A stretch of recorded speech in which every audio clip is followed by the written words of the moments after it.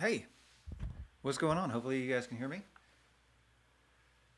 Uh, First actual live stream of 2021. Welcome to it. Second Cup, episode 10.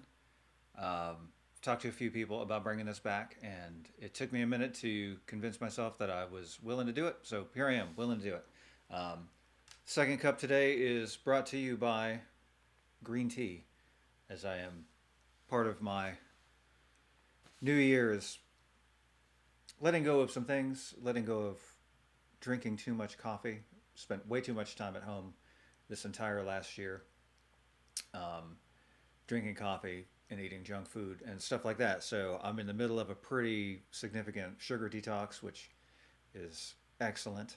Um, Trying to restrict myself to one cup of coffee in the morning, and if I need more caffeine, green tea or some other type of tea. Um, I love coffee, but there's research that suggests that coffee may keep your cortisol levels risen.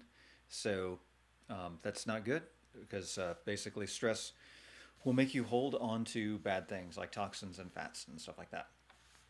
So I kind of allowed myself a not year, as it were, last year. And this year we're going to make up for all of that stuff and figure out moving forward. So, yay. So, welcome to 2021. The dumpster fire continues. Very excited about that. And I didn't live stream a whole lot of playing last year, partly because I didn't know what the heck I was doing. So, I am committing to figuring that stuff out this year. So, you'll be seeing a little bit more of that. Who's in the chat? Paul, what's up? Hey, what's going on, Val? Good to see you. Thank you, Paul. Using some new software and changing up my my approach to all of this streaming stuff, and it has helped the fidelity of my online lessons as well as I think the streaming is pretty good. I'm still using the same HD webcam, which at least it's HD. I would at some point like to get a DSLR so I could do some really good video capture stuff that has a nice lens and all of that business. But you know, you can't spend money when you don't make a lot of money. And since performing is still off the table for a while, here we are doing this stuff. Um, so yeah, um, I appreciate you guys hanging out and helping me with a little bit of my sound check business and all that stuff. I probably won't keep this one going too terribly long. We'll see how the chat goes for a bit, as I do believe I have a student coming up at 5 p.m. Eastern Time as of today, the day that you're watching this. Um, so yeah, um, the second cup. It's been a while, so I'm really just saying this again so that I remember what this is all about. Um, this was about holding me accountable to get up and play every day, and making sure that I could put that out in a way that it was good for people to see that, and obviously grow content online because I've not been doing a whole bunch of that business. Um, so I've started this year after last year playing but not really practicing. I would play a little bit every day just so I don't lose my callus on my hands and keep a little bit of strength. Teaching has been a blessing because that keeps me with a guitar in my hands several days a week as well. Um, so this start of this year, I decided to pick back up on some things that I've neglected for a little bit. One of which I'm going to start this week, is classical guitar. I'm not really woodshedded on any of my repertoire and classical guitar stuff, though I do keep my nails because I guess it's just a ritual to keep my nails. Um, so I'm going to pick back up on that. I always feel better when I'm playing that repertoire. I do feel like the challenge of that is it's very engaging. Of course, it doesn't involve electricity. It's just me and some nylon strings and goodness. So that's really great. So I look forward to digging back in on that stuff. Also, I just feel generally like my hands are stronger. I don't use particularly heavy strings on any of my electric guitars. So classical guitar is a good way to keep my hands strong. Um, And when I do play electric guitar, I feel much more facile when I'm doing that kind of stuff. I did a very short New Year's Eve gig, sort of an opening act thing, with my good friend John McKnight, who you probably know him from playing drums with me on 205 and the Hybrids and like every other band around Atlanta. But he has an amazing singing voice, which some of you guys know, but some of y'all might not know that he plays guitar. And he has been doing a lot of solo acoustic gigs. So we've been doing, it's like the only bit of gigging outside of a couple of weddings I was able to do with my corporate band was doing outdoor patio acoustic duo gigs with John. So that's what we did New Year's Eve. We played until like 8:30, 9 o'clock or something like that. And then a full-on band played after us. It was just cool because I could get home and get off the road before midnight. So I don't like to be out on the road on New Year's Eve anyway. But man, could I tell it had been a little while since John and I had played, and after I don't know a half hour or so, just feeling how tired my hands were was not excellent and awesome. So um, definitely rehabbing a bit of my hands and getting that stuff back is a priority for this year. Also, just sort of the ongoing stress and anxiety of um, trying to make plans as an artist and a musician when clearly there is stuff that we still cannot do. We can't think about even releasing an album with a tour to support it or local live shows to support it.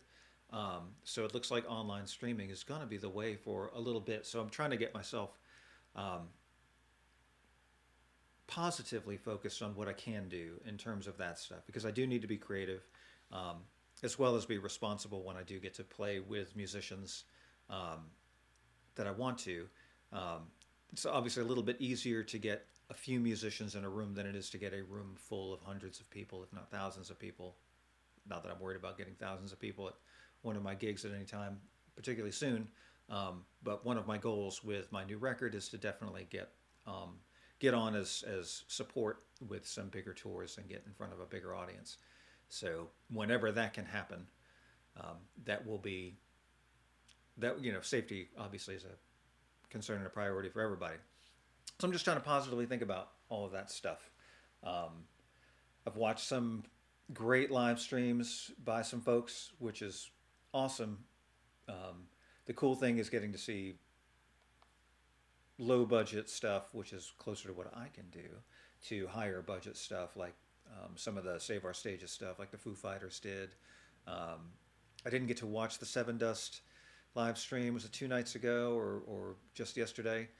Um, so that was pretty cool. Um, to see what the Foo Fighters are doing. Dixie Duncan's been streaming regularly. The guys from Yacht Rock have been streaming regularly. Electric Avenue have been streaming regularly. I did do one live stream with the Glenn Pridgeon band that I think went pretty well. Um, and maybe we'll be able to do another thing at that East Atlanta studio again soon. Um, and then I'm just kind of trying to figure out a way that I can be set up to do that here myself, so I'm not so dependent on what to do from there. Maybe some kind of a regular thing, whether it's once a month. I don't kind of want to overdo that stuff, and I don't like the idea of playing to tracks. Which, if you tuned in at the beginning of this stuff, um, that is pre-production that I was playing along to from a tune on my new record. Um, that for years before I decided to put it on the record, um, it was just sort of one of those. I write these little meditation pieces just to work on improvisation, and that was one of them. So that was that. Hope you liked it. It's called Seldun Neymar, and yeah, I'm not sure exactly how I'm even going to deal with the record.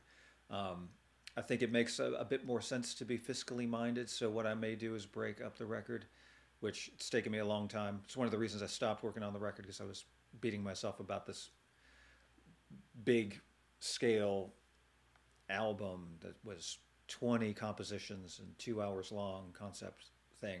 And maybe the right answer for that is to do what's going to be much more economically feasible, which would be to release it in stages as a set of EPs and singles. Um, that way I can be getting some stuff out there in the meantime while we can't be performing. It just doesn't make a lot of sense to rush to finish all that stuff, spend a lot of money on it, get it out there and it be consumed in a minute, and then no tour to support it. And then by the time things open up, whenever that is, if it's a year or so from now, or God forbid longer, um, it'll be time to release new music, which clearly I have much more time on my hands since last year to write new music. And I do have music that I've been working on that is not album related, that I think I'm going to release as singles. I've got one song called Waiting that is just about done. You just need to do some final production on it. And then I have another one that is called The Light at the End of the World, which I started writing at the beginning of this whole lockdown last March. It was sort of the first idea that I had. And I kind of let it sit because it was a little, it was wanting to write something positive, but it was feeling a lot of anxiety. So it kind of came out a little more anxious than that, which I think somehow is appropriate as well, because it's a sentiment that I think, maybe if I'm looking to make a connection with audience, that's something that maybe people are feeling as well. I think that seems to be the case. Just watching the news and watching people try to have conversations online, it seems like there's a lot of anxiety and pent up stuff online. So yeah. So that's kind of it. That's nothing really sweeping. Philosophically speaking, if I try to think too much about the way that I think I want things to go, I start getting real down about stuff. So I'm learning to be a little bit more like water and just flow with how things are going, and especially with things that I absolutely can't control. Anywho, trying to find a little bit of peace in all of that. Maybe some, if not tranquility, maybe some serenity that I can carry with all of that. And still put something beautiful out into the world, because I think that's something that we need to do as artists and just people. I think that's really important. If anybody is curious, basically what I'm doing for this stream, I have figured out how to do everything through my computer. So I'm actually, like, the guitar is direct straight into my computer. I'm using the Universal Audio Apollo. The amp model that I'm using is a Shure PT100 model that is made by Brainworks, I think. Sounds really good. It's one of my favorite. I'm not really into modelers, but that one's really good. I've had a lot of good success getting tones that I feel are not only sound good, but feel inspiring to play. The other one that I bought is the Fuchs ODS 50. I think Brainworks did that model as well. And it again, not only is the tone really good, but it actually feels inspiring to play. So when I do go direct, I do a lot of that. I do have a Helix. I have the HX Stomp, which sounds really good too, and I use Celestion impulse responses with it. I use that whenever I have to do gigs with bands where I have to go direct to front of house, or we're using in-ears and we're trying to get some kind of a consistent sound, which is cool. But I think for this kind of thing, lately I have been digging that. And at some point, for the most part, I've been practicing just playing through my Marshall and with my cabinet in the room, and the aux attenuating it, which that's not what I'm doing today, but probably in future second cups you'll hear a bit of that stuff too, because that's way more inspiring to play through real tubes. It just, I feel much more connected to the instrument. It's kind of like the other half of what the electric guitar is supposed to do. So yeah, so that's what's going on here. Happy 2021. Second Cup episode 10. I think that's a wrap for that. Thank you guys for hanging out for a minute. This is really more of just a unofficial, official kind of test. I had just done one accidentally because I pressed a button in some new software that I was using. So I kind of roll with it for a minute, and it was awkward. So it is now deleted.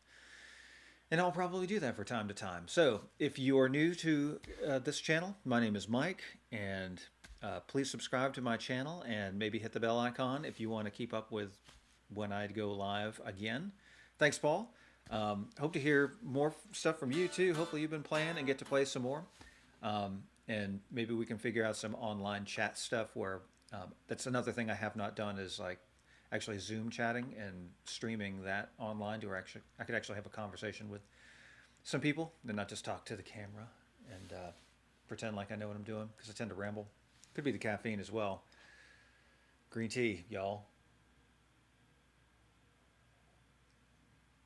All right, I'm going to sign off from here. Thank you guys. And yeah, social media, subscribe. So I'm probably going to do more stuff on YouTube than any other social media, but Instagram's kind of cool. I'm still on Facebook. I still do all that stuff. I just don't post a whole lot anymore. So I'm trying to do more stuff with my guitar in my hands than my phone. Uh, so yay. Oh, hey, what's going on? There's Leon, just as I'm about to jump off. So good to see you as well. If you missed the beginning of the stream, I actually played a little something. It's certainly not shred, um, unless you think it's like one of those. Remember those Eric Clapton shreds videos that were going around, where it's like they just replaced all the audio with the most amazing out of tune miming.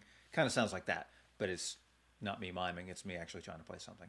All right, thanks guys. We'll talk to you very soon. Be well and healthy and careful and joyful and all of that stuff.